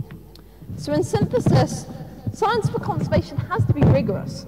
Otherwise, not only is it going to be totally useless and potentially damaging to biodiversity by prioritizing the wrong areas and disengaging with the people that need to believe it, but science is the first step in the journey. I work in a center for integrative conservation, and yet the majority of scientists in my institute have probably not been to any meeting with non-scientists to actually work with.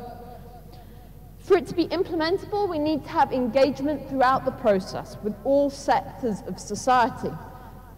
Now, remote sensing, we're in AIT at the moment, is a useful tool, but we need to make sure it's being used in a sensible way and making sure we don't use shortcuts along the way.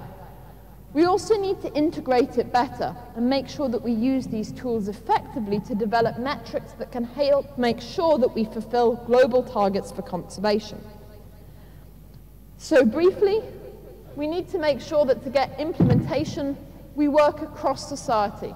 We need to educate, we need to engage, and we need to make sure that the tools we use are fit for purpose and generate relevant, usable, and sensible metrics. So it informs on-the-ground conservation in a way that actually works. And there's no simple shortcuts. It's a huge and complex story, and we need to make sure that we're working with actors across society to ensure that all of this is relevant, workable, and sensible. So with that, I'd like to thank you for listening, and I'm very happy to take any questions.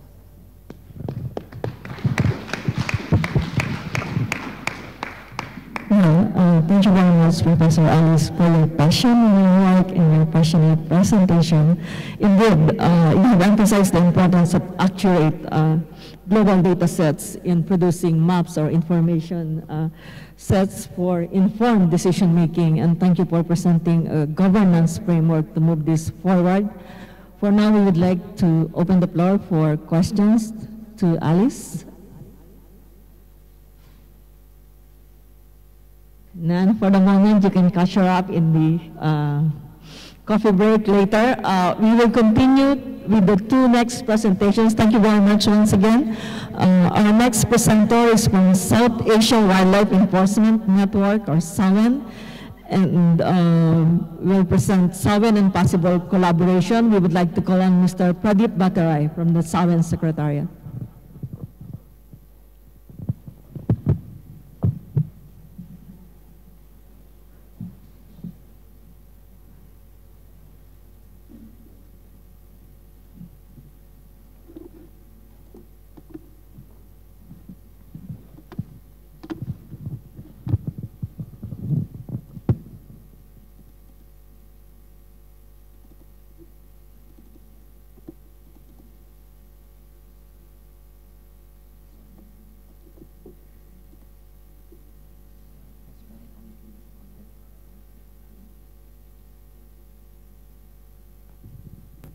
Good afternoon, everyone. I'm Pradeep Batra, working at the SAWN Secretariat. And for this program, we are one of the collaborators. I'd like to go briefly what we are and then enter into my topic of possible collaboration briefly and considering the time constraint also. SAWN has the members, 8 member countries: Afghanistan, Pakistan, India, Nepal, Bhutan, Bangladesh, Maldives, and Sri Lanka, the South Asian countries. And I'll go briefly to the path of the destination from where it emerged and where we are.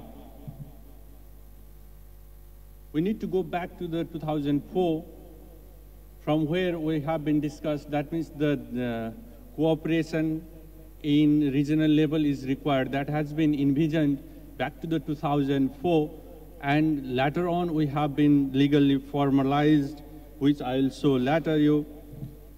And in 2008, there is one conference in India, Jaipur, of the SAKEP 11th ministerial meeting, which discussed about the regional cooperation and formed one expert group.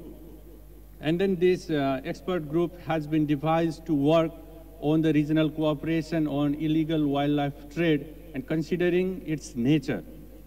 And the expert group had the meeting in 2010 in Kathmandu, and which produced one roadmap where to go. And the second meeting has been done in 2011 in Thimphu, Paro, which formally launched the SAWN. And from that time, the Secretariat has been established in Kathmandu, Nepal, and we are working from there, and collaboration and cooperation is one of the major aspects of the SAWN. And in 2014, all the member countries agreed on the statute. We have the statute, and then we have adopted, all the member countries adopted the SAWN statute, and we became one of the legitimate intergovernmental organizations. And then the statute speaks that at least 4 countries should ratify from their own government process. Therefore, in 2016 end, we became the legitimate intergovernmental organization by adopting by at least 4 countries. And now there are the different things in between 2004 to 2018, crossing the 14 years, and now we are in the process of strengthening, or our institutionalization process is still going on, and we are working for incoming or to becoming the effective regional intergovernmental organization to combat wildlife crime in the region. And major objectives are harmonization and standardization of the laws, document and trend analysis, capacity building, and prepare and implement the action plans. These are the major 4 objectives that SAWN works, and these are the guiding things for us. And it is based on under the governance things. I would like to show you the governance structure in the statute. That is, the upper one is the General Assembly, below is the Executive Committee, and which gives the directions and other roles to the SAWN Secretariat, and we perform the roles from the SAWN Secretariat based in Kathmandu, Nepal. And through the focal persons, we have the 8 focal persons in 8 member countries, and with collaboration with the focal person we work. And recently we have developed one operational framework, and we have discussed a lot on that, and then we are moving forward to implement on that, and based on this, we will move in coming days. Looking into the governing bodies in wildlife crime control in the member countries, there are the ranges of governing bodies who are working to combat wildlife crime in the member countries.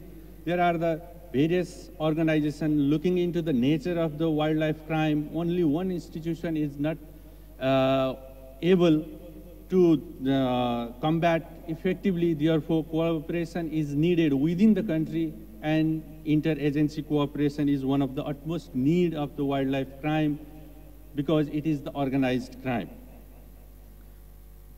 Foremost is Wildlife and Forest Department in all the member countries, and in some custom we've found, for example, in the Sri Lanka is the biodiversity unit. In some police organizations we have the focused units to wildlife crime, which they deals only the wildlife crimes, and cooperation through the agencies. Some are the functional in the sense that they are operational, and some are as the coordinating body. Wildlife crime control bureaus and wildlife crime control units in the member countries. And one of the theme of, as we heard various times, is from people to Prime Minister. One of the example of Nepal is from the CBAPU, that is the community-based anti-poaching units, to the Prime Ministers who head the National Tiger Conservation Committee. That means the linkage, or there are a lot of institutions who are working to combat the wildlife crime from the people to the executive head. However, there are a lot of challenges which we have found in coordination, we found in the member countries. These are the spatial and temporal complications, including porous border, remoteness, open borders, traffic volumes. That means a lot of the volumes due to the open borders and remoteness, people go here and there and country to other country, and it is difficult to monitor without getting the spatial intelligence. And weak and inconsistent legal framework, it means that there are the different things. For example, taking into the example of the two countries is the one of the objective of SAWEN is to standardization and harmonizations. Nepal has the utmost penalty of imprisonment up to 15 years. In India, it's to the 7 years. That means inconsistency is there, and corruption is always the one of the hindrance for governance. And jurisdiction within the institution is also one of the issues that has been identified in our consultation, in our meetings. In inadequate capacity, lack of resources through the financially as well as the human resources, also the lack in member countries, and also the expertise. And looking into the topic, I'll go to the capacity building. That these are some of the examples that we have done, some of the capacity activities through the SAWEN. There are some examples only I have provided. And I'll go to another thing that we have recently adopted, the capacity building action plan and capacity need assessment, which we have done in our member countries, and we have identified there are the lot of topics which we need to deal with, and we have to take care. Education and awareness, creation of conducive environment, training. In different sectors, we need to have the training and capacity building activities. There are a lot of speakers already mentioned about that, therefore I do not want to repeat. And then we need to identify the target groups to whom we need to aware, we need to train, and we need to capacitate. There are the target groups: frontline staff, forest rangers, police, judiciary, customs, general public, media, even the policy makers. And I would like to take this opportunity here. Here are the representatives from the different regions and continents. So, taking to the recent examples, the zebra has been smuggled from South Africa to Bangladesh, and Bangladesh seized the 10 live zebra. That means that they are transporting from South Africa to Bangladesh, and they are planning to take this to India. After that, there is no notion that what they will do. Let us take another example. Turtle has been traded from India to Thailand. I'm trying to show the linkage, what is the nature of the wildlife crime.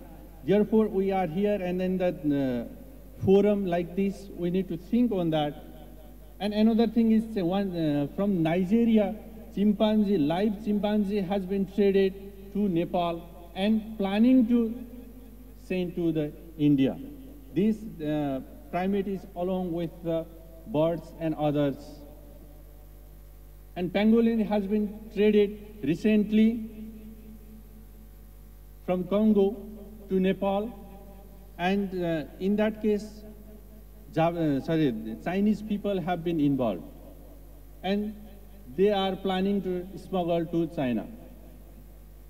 And another thing is the lion cub has been seized in 2017, and this has been transported to smuggled to the Bangladesh.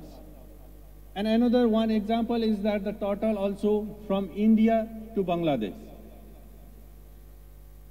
Another is that recently Vietnam has been seized, Malaysia has been seized the largest ever haul of the rhino horn and planning to smuggle to the Vietnam.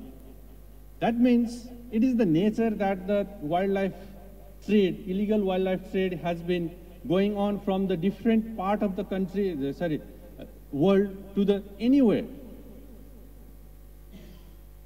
Therefore, the wildlife has been smuggling from one part to another part, and from one place to another place. Africa to Asia, within the Asia, South Asia to Southeast Asia, Southeast Asia to Asia, South Asia. That means the interlinkages, if we are going to delve in, it is very difficult. Therefore, it is the organized thing. We need to be organized. If they are organized, we need to be organized to curb the illegal wildlife trade. Therefore, what we need is the cooperation and collaboration. Who are working in this sector, we need to do the collaborate and cooperation with the WENs, because I am representing the WENs and we have the member countries, and focusing on WENs and other similar agencies. We need to collaborate and cooperate. And for that, one could be joint actions. Joint actions means it could be the joint operations beyond the one continent to another continent. That means crossing the continent, we need to have such type of operations, and we have the lot of knowledge which we need to be shared through the training and others. And another one is the information and intelligence. Without that, wildlife crime control is nearly impossible. Therefore, it is one of the crucial aspects that we can do from the one such law enforcement agency to another law enforcement agency. Another aspect is the knowledge management. We have a lot of things we have in discrete form, but we need to compile these things and show that this is the proof from where, and this is happening. We have in our mind there are a lot of things, but we need to show that these are the things and this is the proof. Therefore, we need to do on that aspect particularly. So knowledge management is necessary, but one of the major reasons that we are working, or we should work for the synergized impact. And we generally say that we do not have fund, but if we work together, then it will be possible that, and I would like to propose here the other WENs and the other law enforcement agencies do the joint work and joint, for example, joint proposal and other things to the request to the donor agencies or partner agencies and become a financial sustainable organizations to have the synergized impact of combating wildlife crime in the region, South Asia, Southeast Asia, LATAM region, and all over the world. And we need to break the chain of supply to the demand side. We need not to forget the demand side that we need to do. And at last, we need to join the hands. Thank you very much.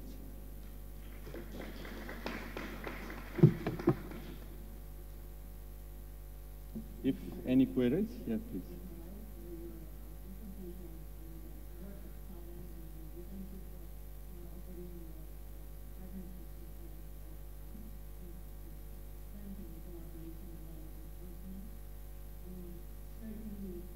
In the Southeast Asian region, we also have our wildlife enforcement network. I think within the ASEAN Secretariat and led by Vietnam and I think also Thailand, we will open this kind of collaboration with SAWEN and of course with Africa under the South-South cooperation that is being proposed in this conference. We would like to entertain some questions from the floor now before we move to the next presentation, which is our last presentation, last but not the least for this session. Then, so thank you very much. We will now call on Mr. Edward Fury from Moussaka Agreement Task Force to present the regional framework under the Moussaka Agreement.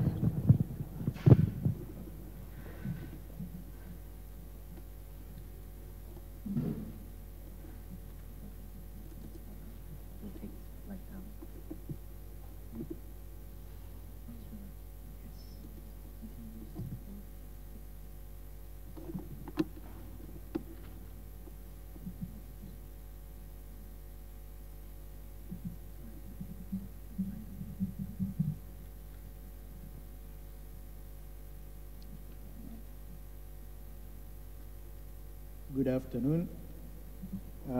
Edward Peary, your last presenter, and I'm going to present on the regional information sharing framework of the Moussaka Agreement. So I'll talk about what the Moussaka Agreement is. Moussaka Agreement is a regional multilateral environmental agreement. It was a treaty negotiated under UN Environment, and it was adopted in Osaka, Zambia in 1994. It entered into force in 1996, and currently we have 7 parties. On the map, the parties are those in green, and we have 3 signatories. Among the parties, we have Kenya, Tanzania, Zambia, Congo Brazzaville, Lesotho, Liberia. Those are some of the parties. And among the 3 signatories, we have South Africa, Swaziland, and Lesotho. So the agreement is still open for accession to all African states. And under the agreement, wildlife includes wild fauna and flora. So the agreement basically promotes international cooperation in the fight against wildlife crime in Africa and beyond. So Moussaka Agreement Task Force basically is the secretariat of the Moussaka Agreement, and it is also the operational arm of the agreement, meaning that the Moussaka Agreement Task Force, in as much as it is the secretariat, we also have an enforcement mandate given to the task force by the Act, the Moussaka Agreement Act. We have cross-border mandate in the territories of our parties. The legal mandate for the performance of functions under the agreement, and we coordinate cooperative enforcement activities among the parties and the neighboring states, including to other countries beyond the member states. So on information sharing, Lusaka Agreement member states are obliged to share relevant information and data relating to wildlife crime. This is provided for under the Lusaka Agreement instrument. So as the Secretariat, we collect, process, and analyze this information to act on it. We also disseminate intelligence and alerts to national, regional, and global enforcement agencies for action on activities that pertain to illegal wildlife trade. And in doing so, this morning we had a presentation on WEMS. The Governing Council of the Lusaka Agreement, which is made up of the ministers responsible for wildlife and forestry in the member states, through a decision of the Governing Council, we adopted the Wildlife Enforcement Management System as a system for sharing information.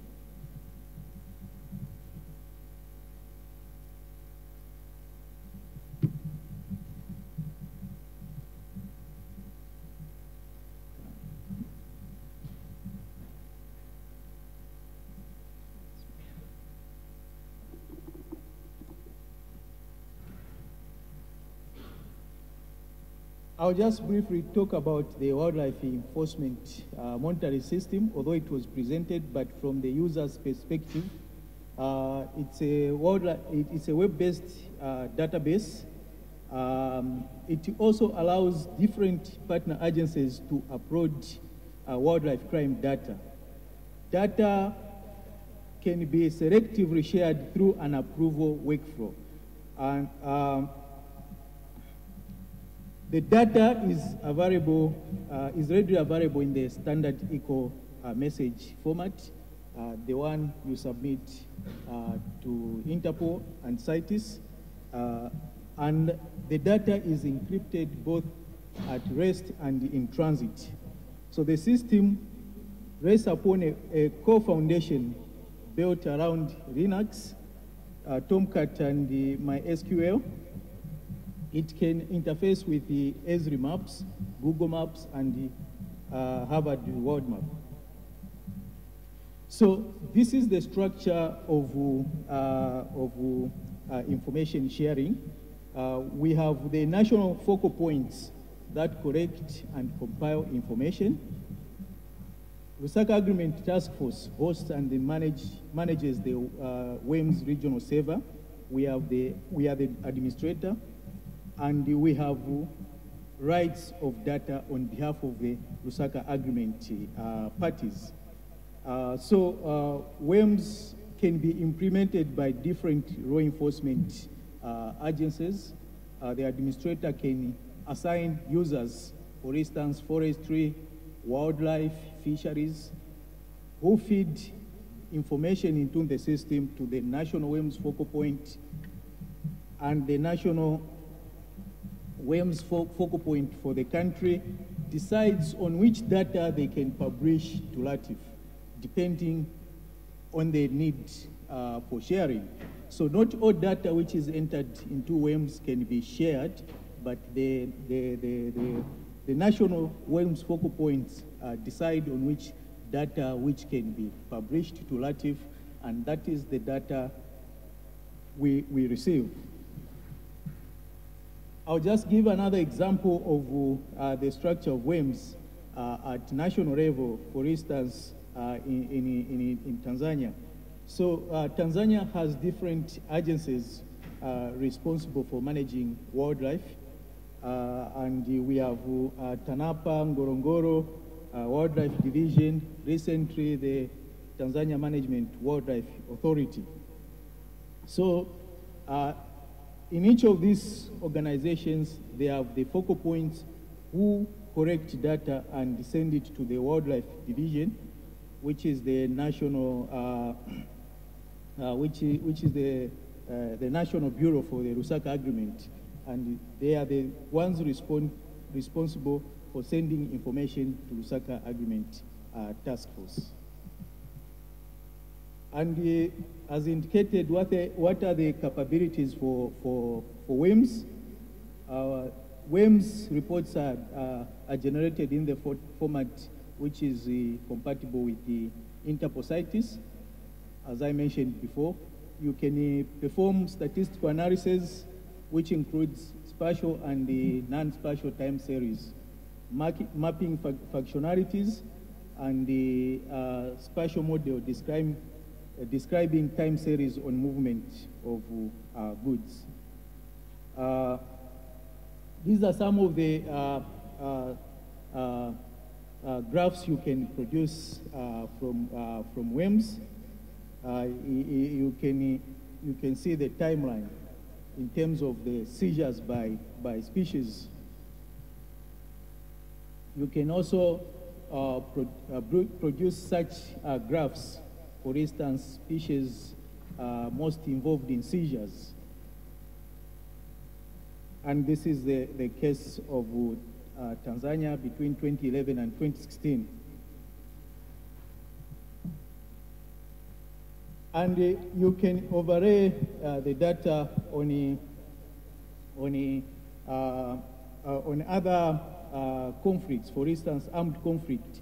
You can overlay wildlife crime on some of the conflicts, for instance, in Africa. And this data is embedded into WIMS because of the collaboration with the Harvard University, which provides socio-economic data on civil conflicts. And this is overlaid with WIMS seizure data. So what has been the implementation success? We continue to compile wildlife data. Currently, the system has more than 750 data entries, and this data is helping us to provide informed decision-making and development of appropriate enforcement strategies. And the countries, the Lusaka Agreement countries, are effectively sharing information on wildlife crime, and mainly the crime which is transboundary in nature. And we also continue sharing lessons and experiences. And we are happy to learn that the wildlife enforcement monitoring system may be adopted in the Asian region. And what are the benefits? This affirms the obligation of parties to collaborate on enforcement and compliance. Also, it serves as a compliance mechanism for reporting, for instance, to CMS and CITES. Also, strengthening cooperation among various agencies, working on enforcement, information sharing at national and international levels. And it is also an opportunity for wildlife authorities to collaborate and share information to combat wildlife trafficking, and also supporting evidence-based decision making and policy formulation. What do we intend to do? We intend to continue mobilizing resources to support the implementation of WIMS, and also to expand the scope of WIMS. We want more countries in Africa to use the system. And also, we want to continue to train more operators across the countries, and the provision of field gadgets to facilitate data collection. And once WIMS in Asia is established, we hope to bridge WIMS Africa and Asia to facilitate information sharing, which has largely been talked about in this conference. So, in conclusion, we believe WIMS is worthy to pursue and ensure its sustainability. And we would like to continue to mobilize resources to strengthen enforcement capacity at every level, and also increase networking and the multi-agency collaboration at national, regional, and international level to combating organized transnational wildlife crime. And also support effective implementation on the strategy on combating illegal exploitation and illicit trade in wild fauna and flora and their products in Africa. This is Africa, through the African Union, with the strategy on combating wildlife was adopted, and one of the tools the strategy is promoting is information sharing, and that is the use of technologies to enhance information sharing and collaboration. And through that, we believe WEMS is a tool which will contribute to the strategy on combating illegal exploitation of wild fauna and flora in Africa. Thank you very much. If you want to learn more about the Moussaka Agreement, this is our website, and you can also contact us on the email provided. Thank you.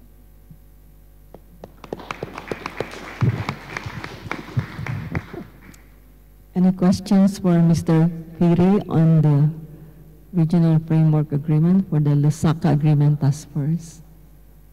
It is certainly very useful for us to know more about the work that you are doing in Africa and how you have integrated your data into the WEMS. And I understand this evening there will be the Asia-Africa discussion on the WEMS system, and hope you would be able to share further how you are actually operating the WEMS in Africa and how we could actually use it here in our region. Thank you very much.